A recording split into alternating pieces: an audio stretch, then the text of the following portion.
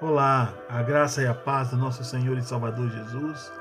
Mais uma vez estamos aqui para ministrar a escola bíblica. Hoje nós vamos para a lição de número 12, que tem por título Libertação Espiritual, Princípios Bíblicos. Vamos falar sobre libertação espiritual, sobre batalha espiritual, assunto tão polêmico e com opiniões tão diversas, né?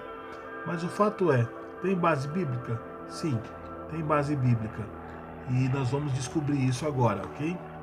O texto áureo de hoje é: O Espírito do Senhor está sobre mim, porque Ele me ungiu para pregar boas novas aos pobres, Ele me enviou para proclamar liberdade aos presos e recuperação da vista aos cegos, para libertar os oprimidos. Lucas, capítulo de número 4, verso 18. Vamos orar? Senhor nosso Deus, Pai de graça, Deus de Israel, Senhor Todo-Poderoso, nós louvamos e bendizemos o Teu nome. Gratos por todo o bem que o Senhor nos tem feito, pedimos a Ti nesse momento que venha nos ajudar, Deus, a aprender do Senhor, a ouvirmos, a compreendermos e a colocar em prática todo o ensinamento que o Senhor nos tem para dar nesse momento através dessa lição. Fala conosco, que o Teu Espírito Santo nos seja amparo e guia. É o que te pedimos em nome de Jesus. Amém. Então tá, vamos para os objetivos da lição. Conhecer princípios bíblicos sobre libertação a partir da experiência de Jesus com o endemoniado gadareno, aquela passagem que fala dos endemoniados ou do endemoniado. Nós vamos ver por quê. Perceber que nunca mais seremos os mesmos após o encontro transformador com o Senhor Jesus. E praticar quantas vidas oprimidas pelo diabo foram libertas pelo poder do Evangelho. Inúmeras, não fazemos conta disso, né?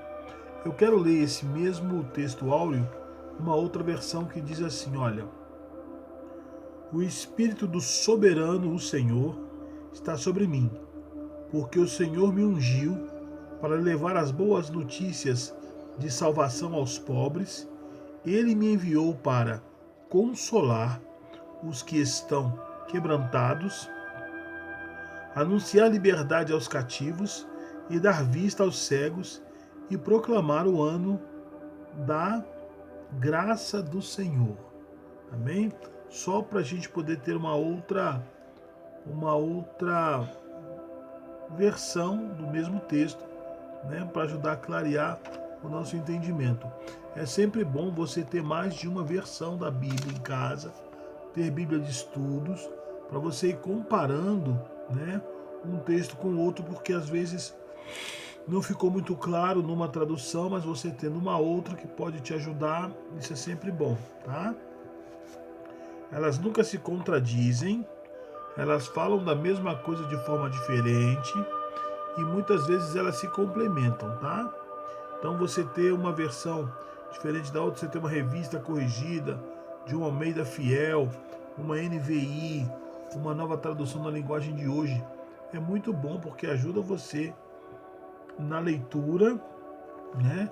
Principalmente a NVI e a nova tradução na linguagem de hoje, que tem um texto assim mais claro, mais popular, digamos, te dá uma maior compreensão do texto, tá? Vamos então para os textos bíblicos inspirativos. Hoje é Mateus capítulo de número 8, o verso de número 28 ao 34. Eu vou ler. Quando ele chegou ao outro lado, a região dos Gadarenos, foram ao seu encontro 2 endemoniados que vinham dos sepulcros. Eles eram tão violentos que ninguém podia passar por aquele caminho. Então eles gritaram: Que queres conosco, filho de Deus? Viestes aqui para nos atormentar antes do devido tempo? A certa distância deles estava pastando uma grande manada de porcos. Os demônios imploravam a Jesus: Se nos expulsas, manda-nos entrar naquela manada de porcos. Ele lhes disse: Vão. Eles saíram e entraram nos porcos, e toda a manada atirou-se precipício abaixo em direção ao mar, e morreu afogada. Os que cuidavam dos porcos fugiram, foram à cidade e contaram tudo, inclusive o que acontecera aos endemoniados. Toda a cidade saiu ao encontro de Jesus e, quando viram, suplicaram-lhe que saísse do território deles. Né? Esse pedido dos gadarenos é bem complicado, né? Porque fica muito claro para a gente que o mais importante para eles era a questão econômica do que as vidas que ali estavam, né? Eles perderam 2.000 porcos, mas recuperaram 2 vidas. E aí cabe a você fazer essa avaliação do que é mais importante, os porcos ou as vidas. Se fosse uma, né, já era, sem sombra de dúvidas, muito mais valiosa do que 2.000, 3.000, 5.000, 10.000 manadas de porcos, né? Mas cada sociedade tem a sua forma de fazer a sua avaliação. Alguns acreditam que a economia vale mais do que uma vida. Introdução do texto da nossa lição de hoje. A igreja é continuadora. Vou começar de novo que eu gaguejei.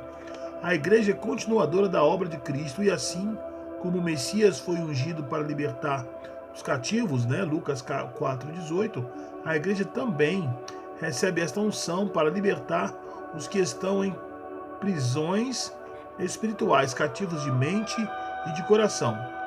Jesus disse que, assim como o Pai o havia enviado, ele também estava enviando os seus discípulos, ou seja, tal tarefa se estende a nós.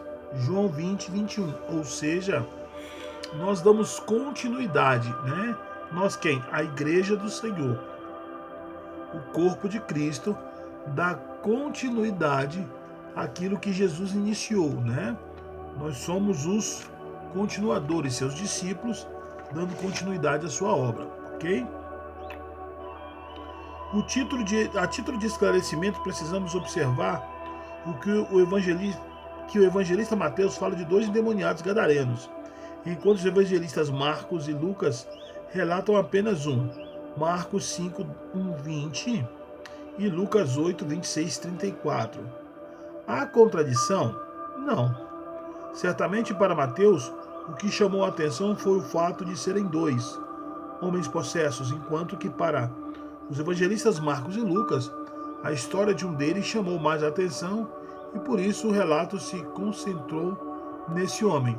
Bom, né, se você ler os 3 evangelhos, né, os sinóticos, Mateus, Marcos e Lucas, você vai verificar realmente que Mateus fala que são 2, Marcos e Lucas um só.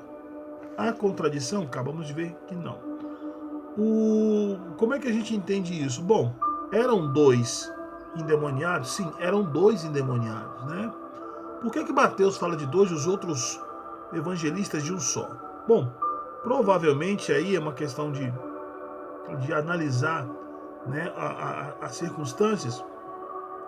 Nós vamos entender o seguinte: Mateus, até por ser contador, né, porque ele era coletor de impostos, mexeu com contabilidade, então números para ele era importante.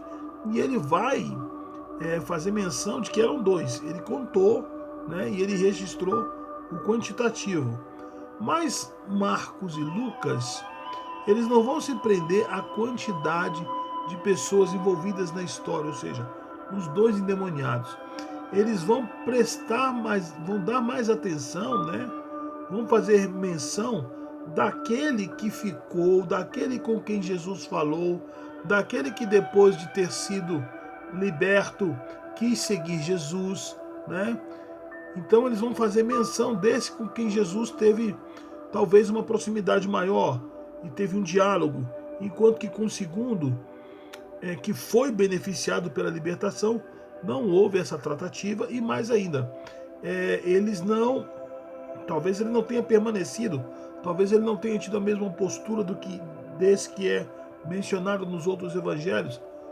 Provavelmente ele recebeu a libertação, constrangido, envergonhado por tudo que havia feito, preferiu retirar-se. E aí esse que ficou é aquele a quem Marcos e Lucas vão fazer menção, ok? Mas não há aqui nenhuma contradição, eram dois, sem sombra de dúvidas, mas um deles é com quem Jesus tem um diálogo, uma conversação, né? E ele tem uma postura diferenciada do segundo, que provavelmente se retira de cena, porque não é mais mencionado pelos dois evangelistas, ok? Espero ter esclarecido isso aí. Vamos continuar. É fato que há muitas pessoas cativas por Satanás e por esta razão não conseguem tomar uma decisão por Cristo, né? Estão aprisionadas aonde? Em vícios, né? Em prazeres que os aprisionam, que são cadeias, né? Eles não conseguem abrir mão em razão do prazer que isso lhes proporciona.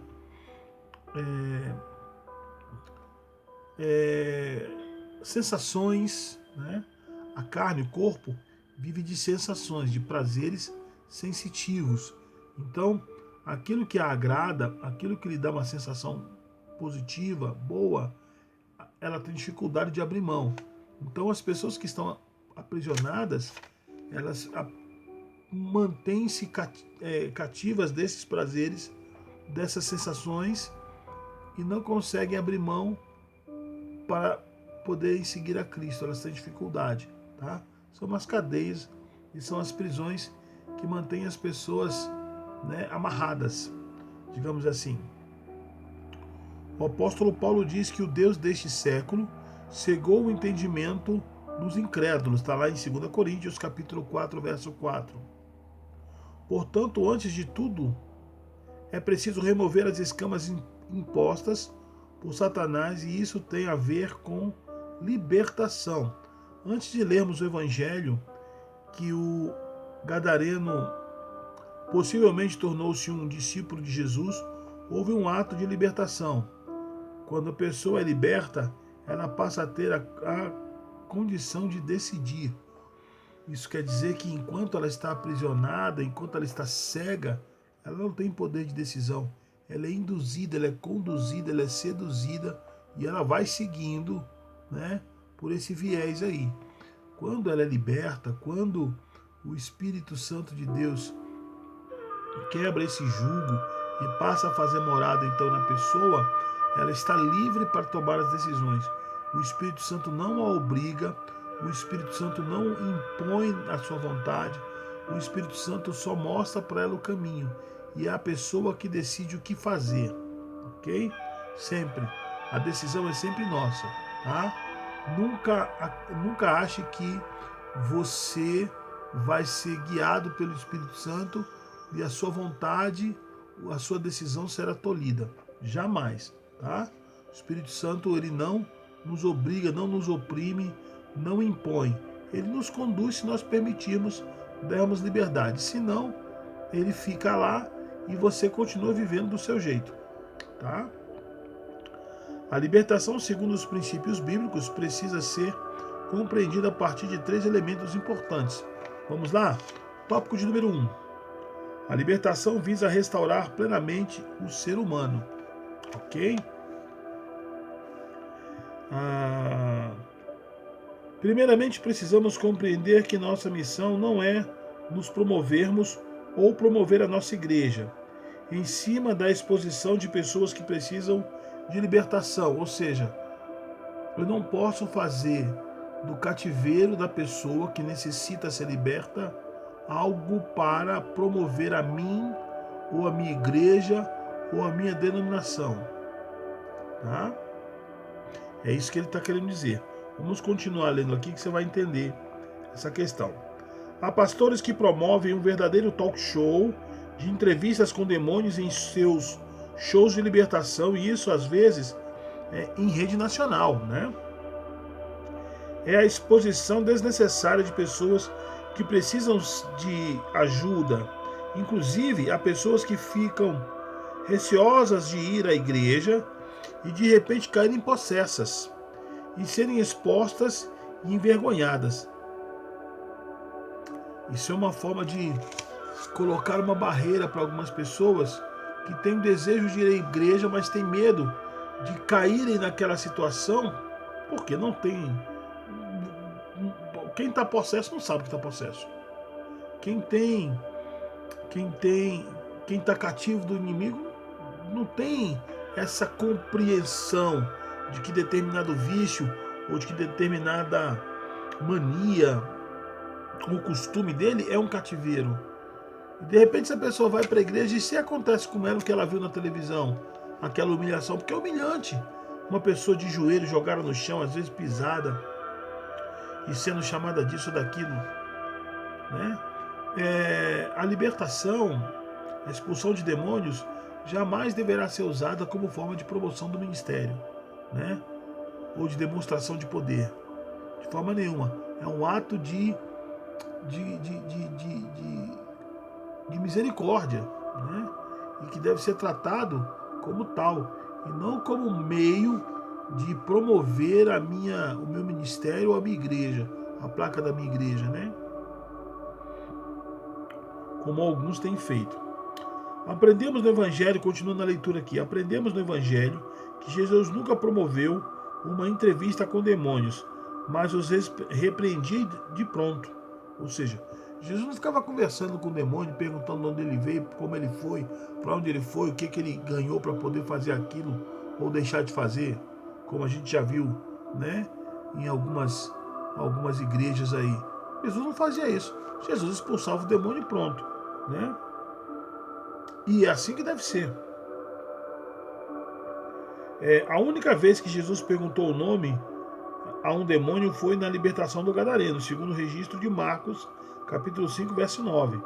E ainda assim, creio que para ensinar aos seus discípulos que muitas vezes estamos lidando não apenas com um espírito maligno, mas sim com vários, que dominam áreas distintas na vida da pessoa. Ou seja, né, o que aconteceu ali não foi Jesus tentando fazer uma autopromoção de si mesmo.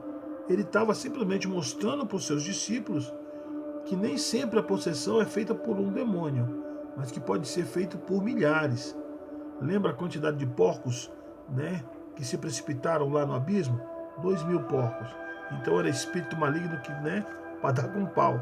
Então era isso que Jesus queria mostrar, e não outra coisa. Em segundo lugar, é importante destacar que a libertação nos evangelhos visa restaurar o homem plenamente em seu corpo, em sua alma, emoções e vontade, e em seu espírito, dando-lhe a condição de se relacionar com Deus. O gadareno que chama a atenção dos evangelistas Marcos e Lucas é restaurado plenamente. Tanto Marcos como Lucas fazem questão de registrar que o homem que andava nu pelos sepulcros, se autodestruindo e assustando as pessoas, agora é encontrado vestido e em perfeito juízo e em comunhão com Jesus. Aleluia! Jesus restaura a dignidade humana e liberta o corpo, a mente e o espírito do ser humano. Questionamento aqui da aplicação. Temos entendido que a libertação não é apenas expulsão de demônios, mas também uma restauração plena do ser humano? Será que a gente compreende isso, né? É importante destacar essa questão. Quando Jesus Cristo liberta o gadareno, lá o endemoniado, ele é restaurado plenamente e é devolvida a ele a dignidade humana. Nós temos dignidade, nós temos que ser tratados com dignidade, com distinção, né? Eu não posso agir com um ser humano de uma forma desrespeitosa, né? Desmerecendo ele, diminuindo ele, humilhando ele. E muitas vezes, nessas expulsões televisivas que nós vemos aí, né? Nesses exorcismos televisivos, até no YouTube tem um monte deles aí, o indivíduo que está possesso sendo humilhado, sendo achincalhado. Ah, não, está fazendo com o demônio. Não, está fazendo com a pessoa. Você imagina depois dessa pessoa ver esse vídeo. Ela vê ela lá de joelho, descabelada, babando, jogada no chão, sabe? Ela vai se sentir humilhada, vai se sentir diminuída. E outras pessoas que veem isso podem ficar imaginando que vai que acontece comigo, eu nem vou nessa igreja. Nem vou entrar na igreja evangélica, porque vai que, né? Então a gente tem que tomar cuidado com isso, porque a libertação espiritual, ela tem o caráter de devolver à pessoa a dignidade humana, fazer com que ela novamente tenha consciência de si, né, da sua humanidade e da sua capacidade e possibilidade de relacionamento com Deus. Era isso que Jesus fazia, né? Não era utilizar aquela situação, aquelas circunstâncias para se autopromover, para mostrar o quanto ele era poderoso, né? Nada disso. Então, o caráter primordial da libertação é devolver a humanidade para o processo, porque ele está ali numa situação desumana, né? Ele está sendo marionete na mão de um espírito maligno que tem um único propósito de destruí-lo. Não é essa a obra de Satanás? Matar, roubar e destruir?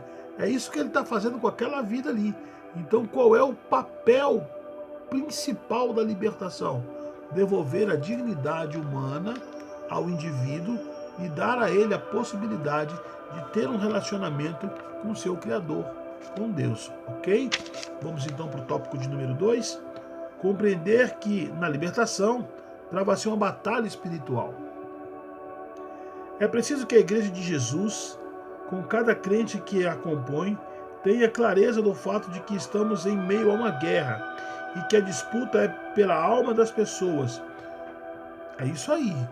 Você precisa entender que nós não estamos num passeio, num playground, né? É uma guerra mesmo. É uma batalha por almas.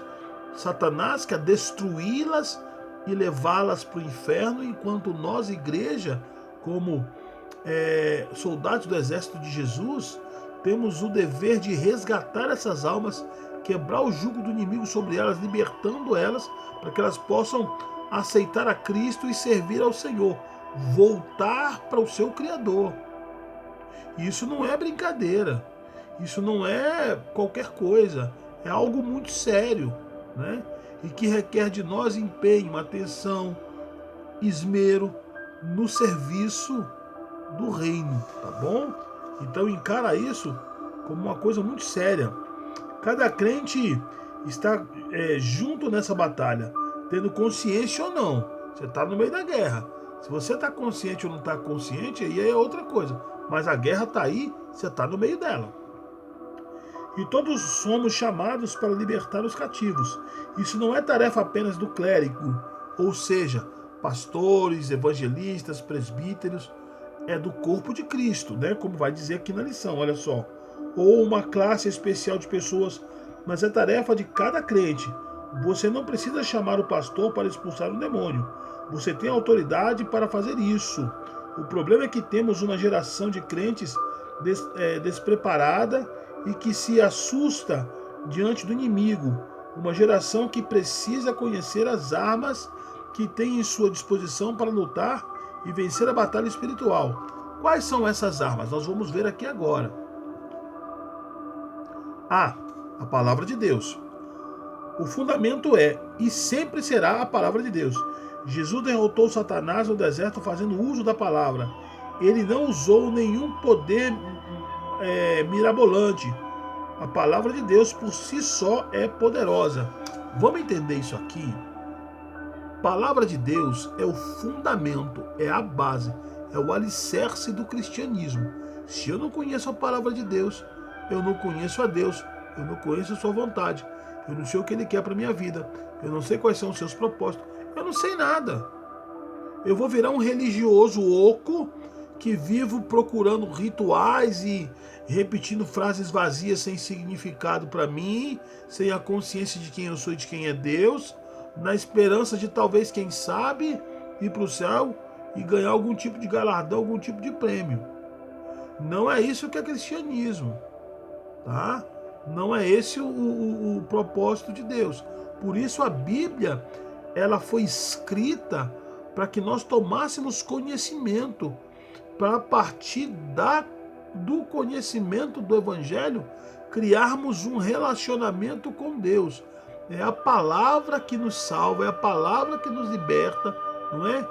Conhecereis a verdade vos libertará. Numa outra epístola, essa é a fala de Jesus, na epístola, Paulo vai estar dizendo que a fé vem pelo ouvir e ouvir a palavra de Deus, né?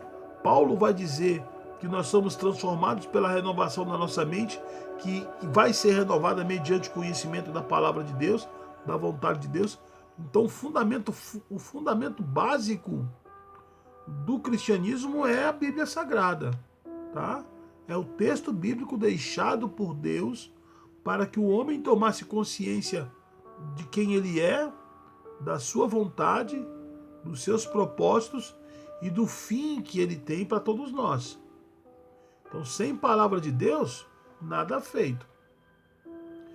Você vai, como ele citou aqui, lá em Mateus 4, Jesus, quando vai para o deserto e ele tem esse encontro depois de 40 dias com Jesus, com o inimigo que vem tentá-lo, ele vai usar contra ele, não é nenhuma palavra mágica, nenhum poder sobrenatural, ele vai usar contra Satanás a palavra de Deus, o texto bíblico. Ele vai citar passagens bíblicas para refutar as ofertas e as afrontas do inimigo. Se você tem palavra de Deus na ponta da língua, se ela faz parte do seu cotidiano, se você lê Bíblia, você refuta qualquer intenção do inimigo só com a palavra, tá? Então leia a Bíblia, é fundamental ler Bíblia, é fundamental conhecer a palavra para que você possa ter essa arma poderosa, que a palavra do Senhor tem poder para refutar, combater e destruir todas as obras das trevas, ok? Nós vamos parar por aqui. Ainda tem outras armas? Tem. Nós vamos, no próximo vídeo, nós vamos dar prosseguimento e ver quais são essas outras armas, além da palavra de Deus, que nós, servos do Senhor, podemos usar para combater a ação do inimigo e libertar os cativos, tá bom? Então fiquem na graça e na paz de Cristo e até o próximo vídeo.